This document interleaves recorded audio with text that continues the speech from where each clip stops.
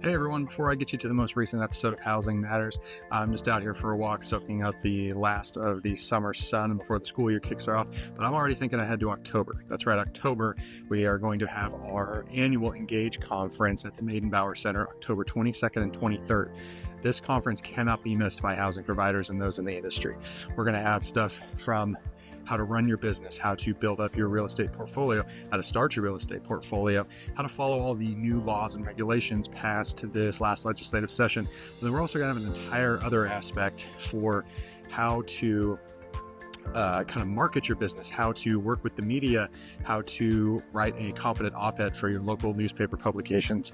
We're going to hear from public affairs officials. We're going to hear from those who work in the media, reporters, and it's really going to be an extremely valuable conference for all those to attend. Seats did sell out last year, and they are slowly selling out this year. So do not wait if you think this conference speaks to you. And if you're a housing provider and you work in housing in Washington State, it should speak to you. It's going to cover everything that you need to know about housing. To find out some more information, go to RHAWA.com. It's RHAWA.com. That'll have the full agenda of speakers. We're also going to have a local and statewide legislative officials and candidates forum talking about how they want to handle housing policy in their various jurisdictions. It's really going to be a fantastic conference. You guys don't want to miss it. And one last thing I forgot to mention for the Engage conference, our keynote speaker. Anybody Seattle Grunge fans?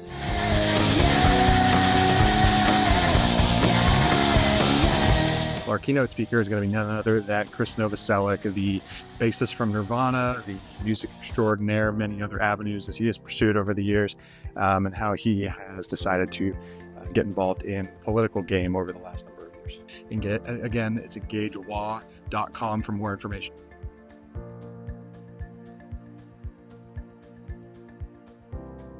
Hello and welcome to another episode of Housing Matters. As you can see, today I am in Vancouver on the border of Washington and Oregon. My interview today is with Vancouver City Council member Sarah Fox, and we talk about the recently passed rental registration that the City Council passed this last July. We also talk about some of the urban planning and housing development and kind of the zoning and changes that the different neighborhoods around Vancouver are going to be going through in the near future. Well, Councilmember Sarah Fox, thank you so much for joining me on the Housing Matters podcast. I usually like to start these out by kind of asking our guests a little bit about their background and kind of what led them to eventually pursue elected office. All right. So my background includes being born and raised here in Vancouver. I was born about 6 blocks from where I was raised, and then I went to high school here at Hudson's Bay High School, and then left for the military, was gone for about 6 years, came back, got married, got divorced, but still stayed here and raised my children.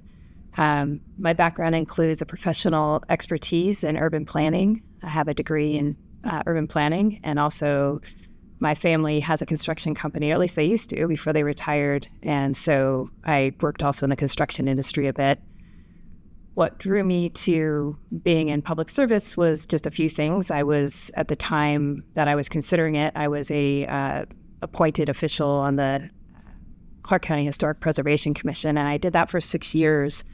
And the city sent letters to all of their board and commission members and said, we have a vacancy, which there was a tragic death of a council member at that time before he took office. And so they went out to try to recruit someone to fill the seat. And that was the first time I'd ever even thought about it.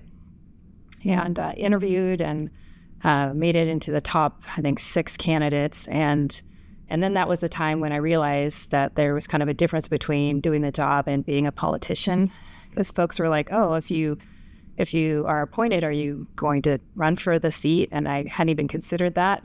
So... and then I ended up doing it because, and I lost my first run for that particular seat, but it did open my eyes to kind of that difference between doing the job and then how you have to run to actually win that seat. Yeah.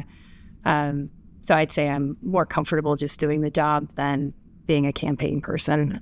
But the second time through, I did prevail in that election, both races were kind of unprecedented amount of folks that were seeking those seats. So we had really good competition, good candidates. Some of them are still my friends today.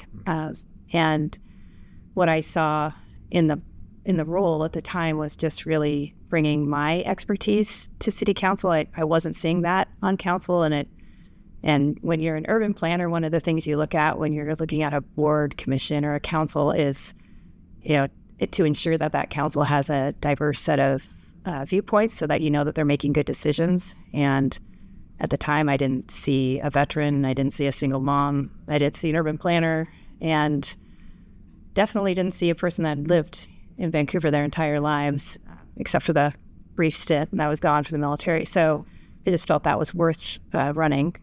Fantastic, yeah. That's great. Like you said, growing up here and then running for, and I'm actually really, it makes me really happy every time I hear a candidate say that, because a lot of city council members that I interviewed, they say that kind of roughly along the same lines. Like, I've lived here my entire life, and I just really wanted to give back. And sometimes, those people have lived in the community for 30, 40, 50 years, and they finally say, hey, I really want to do something. So I love to hear that. You briefly touched on your time in the military, and I thank you for your service for starters. But I wanted to unpack that just a little bit more for our listeners, because you had some rather interesting jobs and locations that you went. I know you were stationed in Germany for a little while, and then actually spent some time in Bosnia during the conflict over there in the 90s. Would you mind elaborating on that a little bit? Sure. I was, when I joined the military, I was right out of high school. The recruiters promised that I would go and get some language training at the Defense Language Institute. They didn't tell me what language I was going to learn. I didn't realize that was actually a sticking point. And I mention that because at the time here in Vancouver, I was going to Clark College and learning Russian, and I was learning German, and I really thought the Army would send me to school to advance one of those particular languages. And they didn't. They sent me to DLI and said, you're going to learn Polish. And there was no conflict in Poland.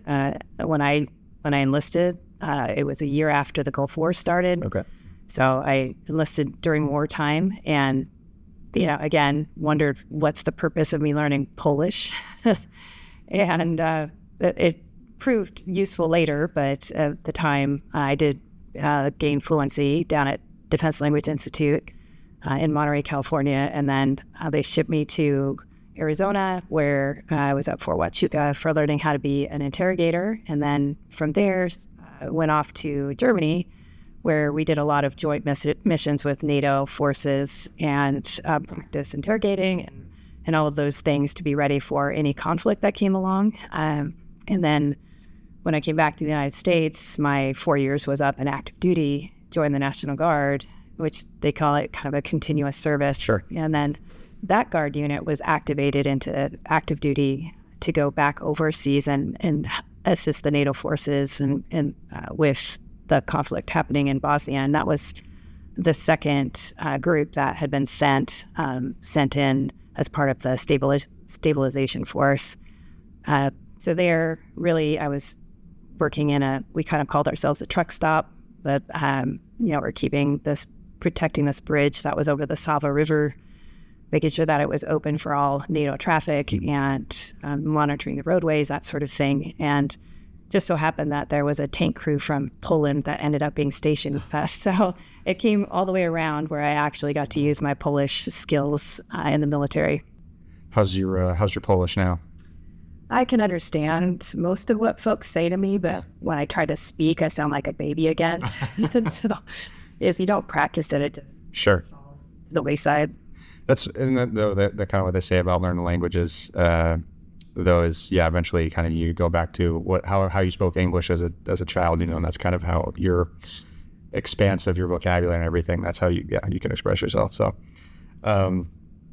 that's a very interesting story, and coming full circle with the Polish and all that. How long were you stationed in Bosnia when you were there? About 8 or 9 months. Okay. Yeah. Coming back home, besides your work on council, you work for the Washington State Department of Commerce in environmental capacity. Would you mind telling our listeners I'll use the term what your day job is. Yes. So my day job, full-time work, is working for the Department of Commerce. My title is the Climate and Ecosystem Section Manager, which is within the local government division, growth management services unit, so many layers. Yeah. And our growth management services unit focuses on providing assistance to cities and counties to comply with the Growth Management Act, which means my colleagues, I have a colleague that also runs basically the housing policy section, and then we have Western and Eastern teams that focus they're always there to assist a city or county for everything that changes with the Growth Management Act. Kind of building off the Growth Management Act, can you, for listeners who don't know anything about Growth Management Act, can you kind of explain the background on that a little bit and kind of how that builds and develops over the years? So the Growth Management Act was, interestingly, I didn't even know this, but I actually had been a page in the Washington State for their legislature for Senator King, and didn't realize that he was actually one of the prime sponsors of the Growth Management Act. I was a junior in high school, so I didn't know what was going on. But in the 1990s, the Growth Management Act passed, and it was in response to what they were seeing all over the state of Washington, which is a lot of congestion on the roads, a lot of housing sprawling out into resource lands, farmlands. We had a lot of other kind of uncoordinated activities where it came to impacts into wetlands and other sensitive areas, and really nothing coordinated. There was no timeframes that were consistent across different cities or counties when it came to like submitting a permit and expecting a particular timeframe for a response to that permit or approval. And so just a lot of uncoordinated growth. And so what the Growth Management Act does is it provides a framework for cities and counties, and it says that you have to put this plan together, and this plan will cover what you're expecting to have to accommodate over this next 10 years. Well, usually 20 years, but we update our comp plans every 10 years. And in that plan, it really makes a city and county look at all the aspects of governance, what's happening on your land use plan, your utilities, your parks, your transportation plans. And it actually states that they have to be coordinated, they have to be integrated. And so it really, sometimes cities tend to become kind of silos. The transportation department or the engineering department, they work separate from the public works department. And in the comp plan process, you have to bring everyone together and make sure that all your policies will work together. So that's a little bit about it. It sounds really complicated, but I will put a little plug in here for my team recently. We just ran a pilot program over the last year, and it was in response to, and you could cut all this out if you're cutting things.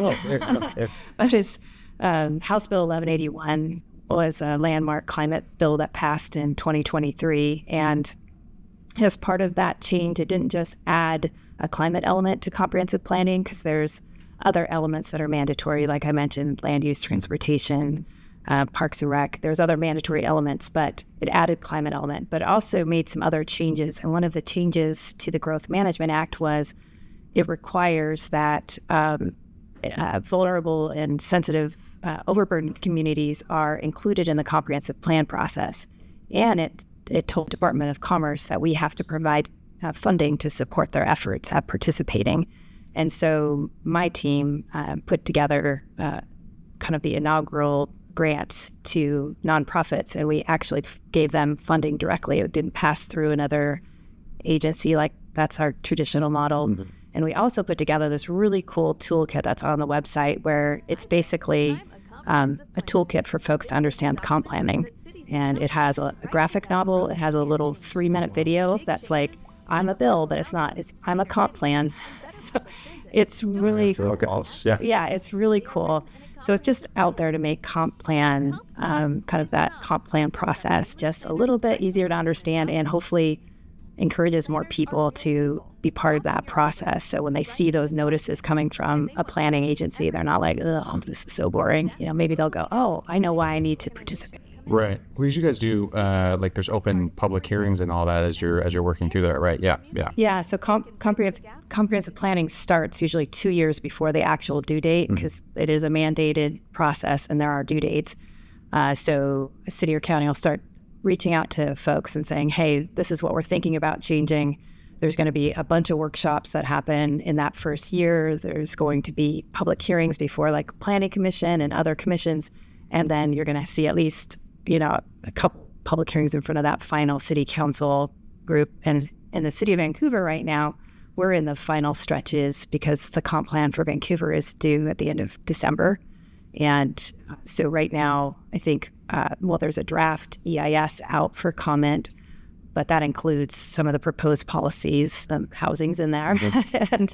and then I think it's September. Don't quote me because I'm not a project manager here at the city of Vancouver, but I think it's September where you'll start seeing basically the preferred version, the version that will be moving forward through the hearing process here. So you mentioned housing and the comp plan coming up. Are you able to elaborate on any details of kind of whatever in the draft? Not you don't have to be specific, but just Yeah, I'd say what you're seeing in the draft EIS that might be of interest to folks would be that the EIS process is an environmental review process that's required through the state, but also it's a report process through the Department of Ecology.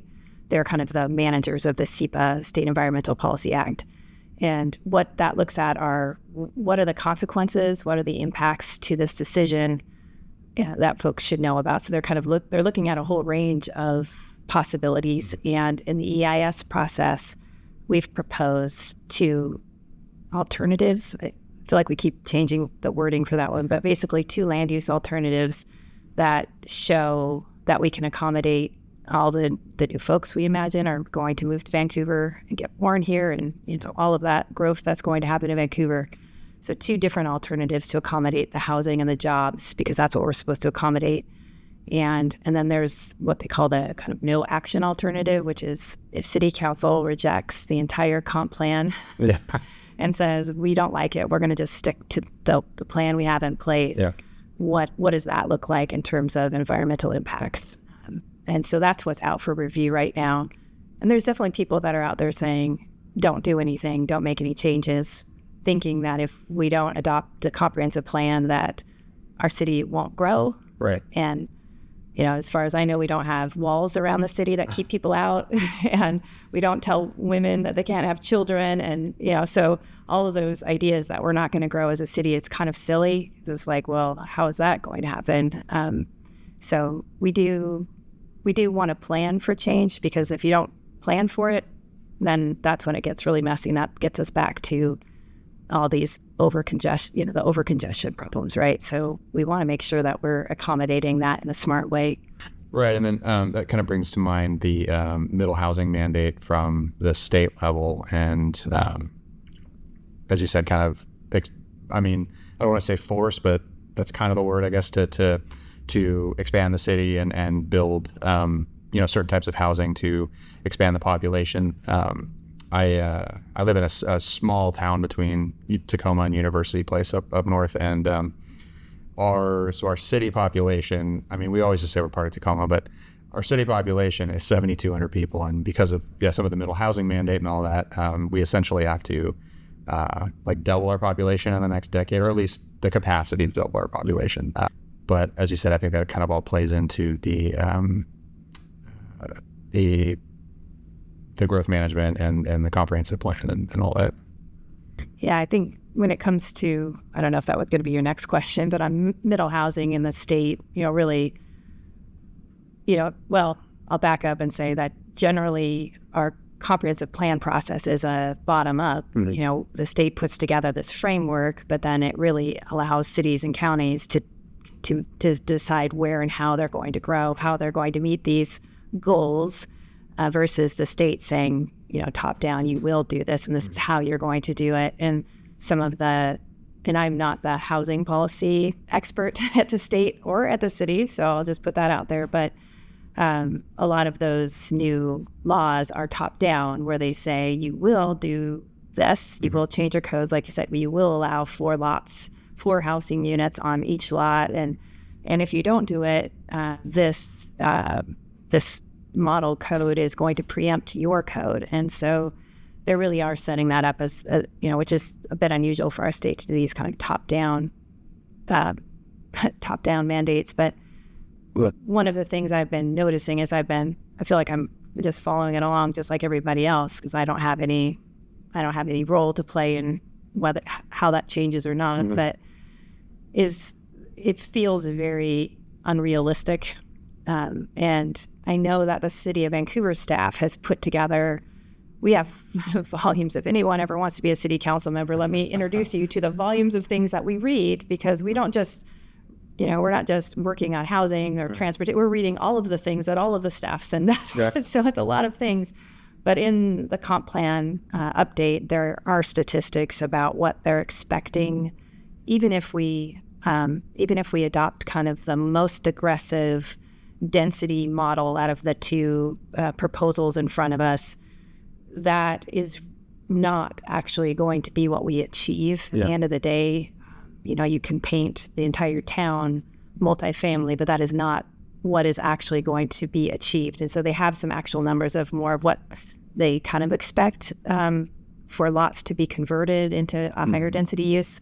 So I wish that message got out there more. Is like, of course, your longtime neighbor that has, been doing all these great things in their yard and whatnot, they're not suddenly going to sell and it's going to be, triple the amount of people next door. Like, that's probably not likely. But there are vacant lots throughout different neighborhoods that might actually, produce something that's more like what the state wants. 4 units on that particular lot, that might happen. And as a city, we don't have the right to say no to that anymore. That's what the state did, which sometimes that's a relief when the state, takes the really tough position where we can't say no to it. We had a decision on Monday night where it was a heated. Oh, that was the property tax levy, yes? No. We were talking about comprehensive plan changes. Okay. So we had 2 comprehensive plan changes that were just on single lots. And one of them wanted the max amount of density possible. They wanted to go to an R50. And the neighborhood showed up, and there's, in that neighborhood, there was a mix of R9, R22s, R35s, and suddenly this one lot wanted to be R50. And that was pretty debated. And I recognize that as soon as we adopt our comp plan, that what was being proposed that was actually denied by council on Monday night would very likely be able to happen.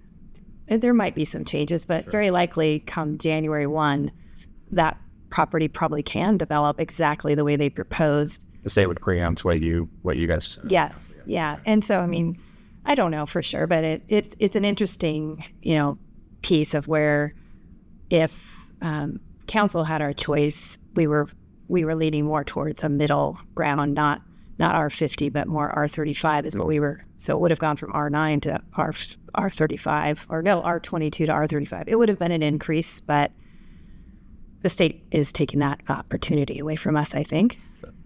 And I will say I speak to quite a few council members from all over the state, and you're not alone in the thought of they think that this is how it's going to turn out, and realistically, we'll see if that actually happens at Tacoma, Bellevue, Seattle, you name it. They're I think thinking somewhat along the same lines as the way you just described as well. So I think the state just isn't a good messenger, or maybe the legislature isn't a good messenger because, they act as if this is a big win. Like, we're going to have all this great density all over the state. And I'm thinking, but you forget about the fact that all of these decisions are at the property level, that this is an individual property owner deciding for themselves.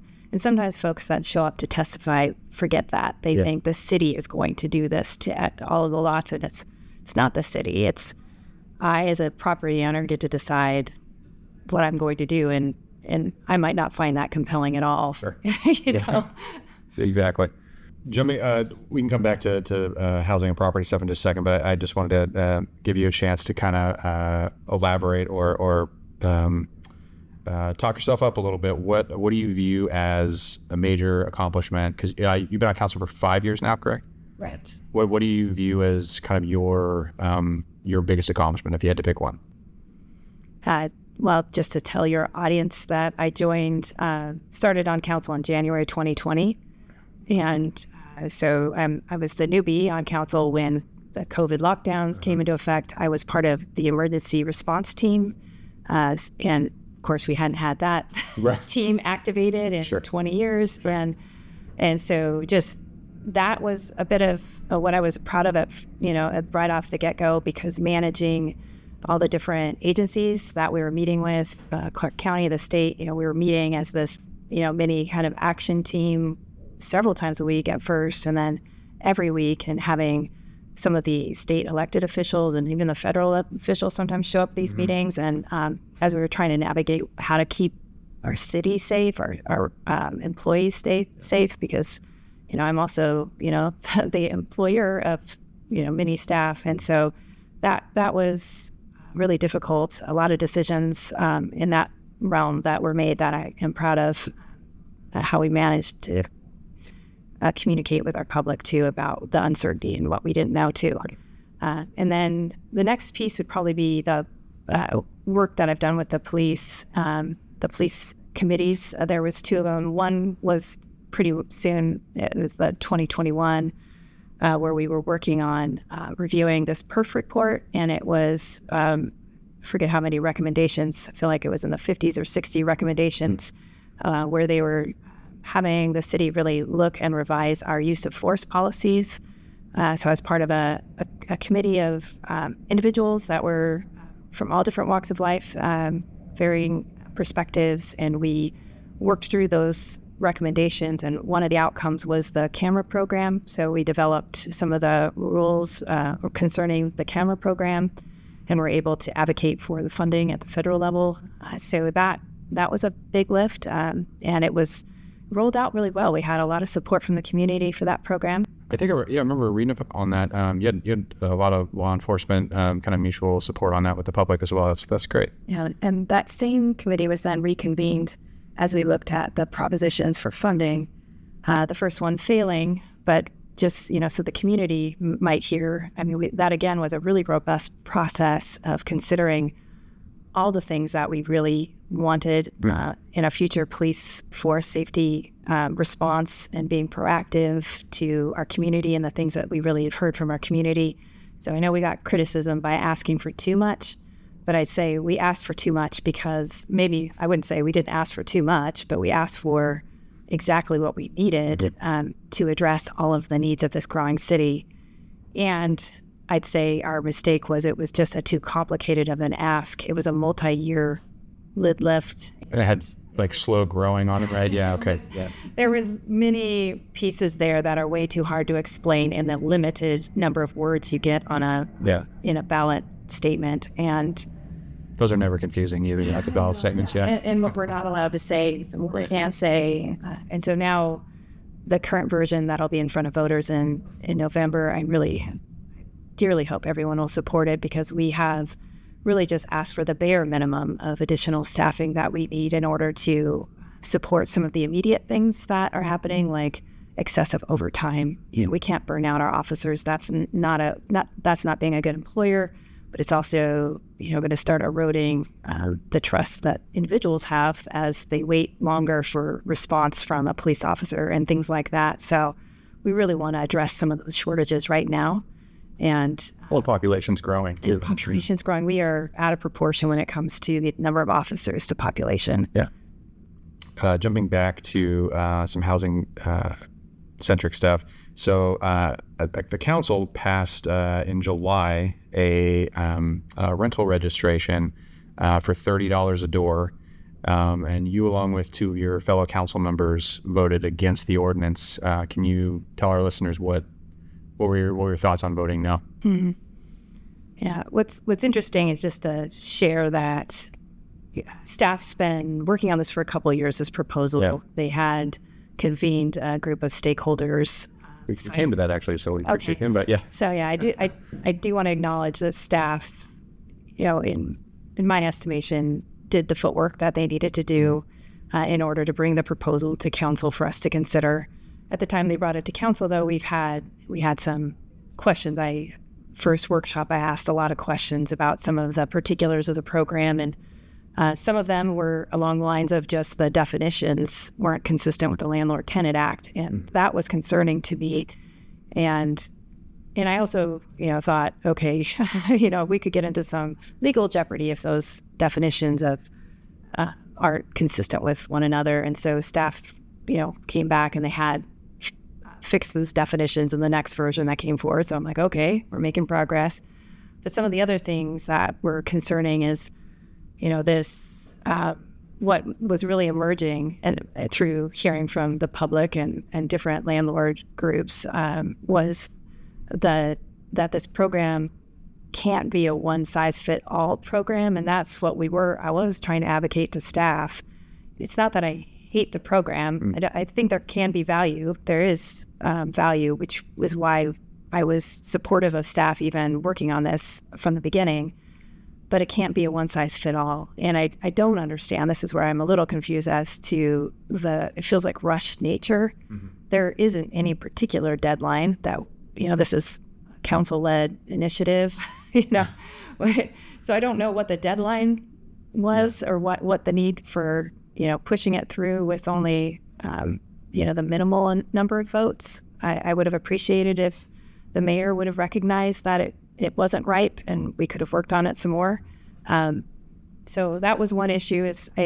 There are huge differences between landlords that just have a few rental units and those that are managing hundreds. Sure. And I think that would also play out with this phase 2 that they haven't really talked to us much about. So I'll say they really haven't. So I really don't know what it looks like. And I've gotten a lot of questions about what does this inspection program look like? And I don't know yet, but I would worry right now that it'll be a one-size-fit-all inspection program too, which is not appropriate.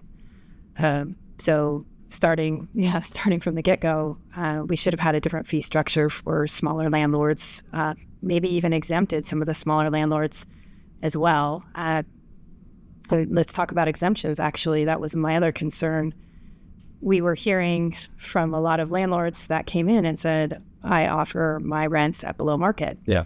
And full disclosure, I'm a landlord too. I think I've mentioned it many times on the record, but how many properties do you own, if you don't mind me asking? I own one property. Okay. Yeah. So. And I live in it, and I rent out my basement. Okay. Yeah. And so I'm looking at this code, and I'm like, so where do I fit into this particular ordinance? Yeah. And I'll let you guys try to figure this one out. I don't like that. Because I live there. Yeah. Is my basement one bedroom? Is it one room? It's a one room exemption. So what does that mean? Yeah. I asked staff this. What does one room mean? Does it mean one bedroom? Does it mean do I have two rooms if they have a living room and a bedroom? Right. And a bathroom? So I think that one should have been cleaned up. Mm-hmm. I think that one feels pretty sloppy to me. And I'm sorry, staff, if you're listening to me and you're boiling. But I did raise this with them, to be fair. Yeah. But I also noted that some of the carve-outs for the exemptions are only for, they carve exemptions out for the properties that have recorded on their deed that they're have low income rents. Mm-hmm. And really, I think that would only be really like the Vancouver Housing Authority and maybe a couple other nonprofits. And I asked staff, I said, why can't you exempt property owners that show you a current lease and you could see for yourself that they're currently leased to a particular tenant for however period of time that lease is for, usually longer than a year, but whatever it is, and they're exempt for that as well. Now you've shown it and they haven't recorded it on a deed, because that feels to me, especially for a small landlord, like a really big step to lock in maybe future owners of that property to this particular management decision that you've made. So I don't feel like that's very flexible, and it should be, because what if that particular exemption motivates more landlords to provide units at a below market rate? Sure. I mean, maybe some folks would say, well, that's not likely. It's only $30. Why would you have a below market? But maybe they just don't want the hassle of this registration program, and it is worth it to them. Yeah. You asked me why I oppose the $30. Yeah. But why I would support the program might be something for everybody to think about. And the reason I was supportive of us even moving forward with this program, not knowing what the final form was going to look like, was this understanding that there are some vulnerable renters out there. And so how do you create a program that can ensure that they're not in a situation that's unsafe? So how do we do that? And so I feel like that question mark still isn't quite, we haven't found that yet. But I think the program was not only to inventory all of our rental units and those particularly that, we might not know about, like mine. Why would that show up anywhere other than I have a business license? Right. And I don't know how that's being tracked. So ensuring that there is some measure of safety for our residents, and hopefully if we do figure this out right, those inspections would only be to ensure that they have a working exit door. They have windows that aren't broken. Things that are perhaps unsafe, but I don't know what it's going to look like eventually. Sure. Work in concert kind of with the state law of Yeah, it has to be. There you go again. Yeah, what is to make sure that we are supporting. Like there's black hole on the walls. Yes. Are you going to take care of that before, raising the rent or whatever? Yeah, those things. And so, if we can figure that piece out, then I will be happy with the program, because then I know that was part of the purpose of it. Because things happen and properties change over, and maybe landlords don't always know what happened inside the unit. Maybe they don't. And so if there's a way to say, hey, by the way, you need to fix this. Okay, fix it. Yeah. And if we had a program that actually, which I don't know if this will be part of the program, but I want there to be grants available to the smaller landlords, maybe all landlords, but at least, for those again, if an inspector comes in and you don't immediately have $1,000 in your bank to make the fix that needs to happen, that's kind of a domino of things that are happening now. Then you lose your rent, and then how are you going to pay to take care of what needs to be fixed? And that's where you're going. That's being rented by a person that needs to rent a unit. And additionally on top of that too, you've got the new notice provisions that are in state law now. So when you, I believe you would be exempt because it's in your primary residence. But here we go. But it would be a serving notice now for like a rent increase or any other sort of notice. You have to do certified mail and serve it in person. Or pay somebody to serve it in person. So you have to do those stipulations. So if you own a mother-in-law behind your house or a DADU or what have you, that in addition to registration, and then we'll get to that in a minute, but the statewide rent control now as well. It could get interesting. You mentioned the inspection aspect as well, because a few other cities that already have this type of program, like Seattle has had it for a number of years. There are city inspectors that you can pay, or you can pay private companies to do it, and the price difference on those sometimes is a little interesting. So we'll see what happens with that. But because I'm a landlord in the city of Vancouver, I have a business license. Sure. And which seems silly for one unit. Right.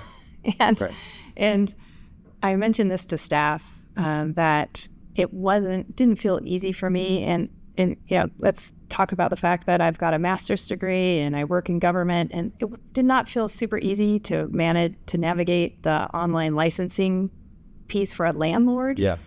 For a business, by the way, there's if anyone wants to try it, it isn't super clear what categories you're selecting, and then a few months later, getting a notice from the state saying that I owed B&O tax, and I was like, wait a minute, and then phoning them and having to figure out how they they were really nice though. They actually walked me through on the phone just on how to show that I'm a landlord and that I'm not subject to that tax. But it just, that alone is a process. And then now I think the way I read it, perhaps I don't even need a business license anymore. So I think I might be exempt from this program, but I think it comes down to what is the definition of a room. Sure. And at that point, I would prefer not to be the decider of that. I would definitely take myself out of the room and say, I can't be the decider on this one. It'll look like it's benefiting me when, at the end of the day, obviously 1 unit, $30 fee is not going to break my bank. Sure. But what's coming next, like we've said, these inspections and whatnot, those could come at a bad time for me or other smaller landlords. I don't have however many hundreds of dollars for this particular item this month. Right. I think that distinction, I was trying to explain this to someone that hasn't, even thought much about the kind of the rental world. And I said, when you're a smaller landlord, and you maybe own up to 5 units or something, and someone stops paying the rent, that can hurt a lot because now you're suddenly picking up, the mortgage payment or whatnot and management of the utilities for this property until you're able to sort out whether or not you have to evict this person, which as we know in Washington state law, this can take, 3 to 6 months to get through a process for something that you think would be pretty straightforward. They're not paying rent, right. And and so then you're footing that bill, and that, spread across 5 properties is a significant piece of your income. Now, if you own 100 or 200 units, probably not that big of a deal. It can absorb it a little better. Yeah. Yeah. So I don't know. So some people say that kind of helps to think about it a little differently. It's like, okay, especially, like you said, some of these new changes that are coming with rent control and whatnot too. And full disclosure, I also rent at below market rate. I think she's a lovely person, and I know what she earns for a living, and I'm not going to raise the rent. She's a great tenant, but I recognize that in making that decision with the new state law, right. If I wanted to actually raise it up to a market level, on her, or I will never get there. Take you years or never get there. Yeah. I'll never get there. That's a good way, I think, to put it to people, because everybody always says we love small businesses, and so when you think about a housing provider who owns 4 or 5 rental units, that's a small business, and as you said, you're holding them kind of the same standard as a much bigger industry behemoth that might own 30 apartment buildings or what have you. So I think that is an effective way to put it to people. Speaking on the rent control law, have you heard from any of your constituents? And you, as you mentioned, you're not going to be raising the rent on your tenant, but do you have some concerns or reservations, and have you heard anything from your constituents? On this particular one, I haven't heard anything particular. So that I find interesting. Mm-hmm. I'm not sure if it's just because it's relatively new. Sure. Or not. I was trying to kind of stay out of the conversations on that topic too. It felt a little bit too personal. Yeah. But I'm not really. I would just imagine that other property owners are kind of paying attention to it the same way I am, as we're making some decisions at the very beginning of this rental contract that I think could affect maybe that rate that you set at the beginning, understanding that you have very little ability to adjust it if, our utilities go way up, or, something else happens to that property where you're like, I'm actually paying you to live there now. Well, as you said, like, it can make it hard to stay below market rate too, because if, there's no banking it or catching up or anything like that. So if you're behind, you're behind. I think that, yeah, for smaller housing providers, that can be tough. So as far as the kind of growth and development that Vancouver is planning, do you guys have any specific neighborhoods that you're really kind of targeting for, whether it be multifamily or single family, anything like that, whether it's with the comprehensive plan or just kind of what the city's kind of doing as a whole?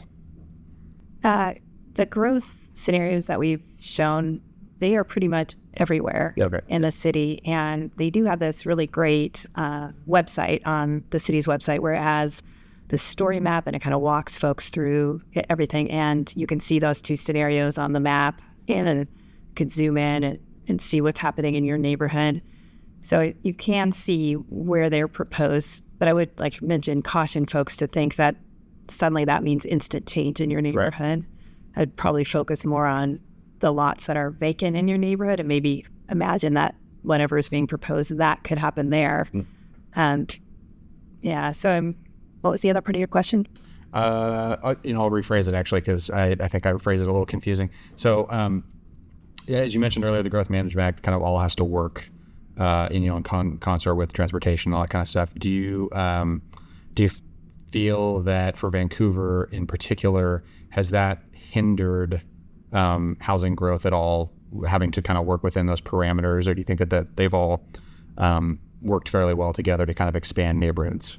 Maybe that's a tougher question. I was like, that's an interesting question.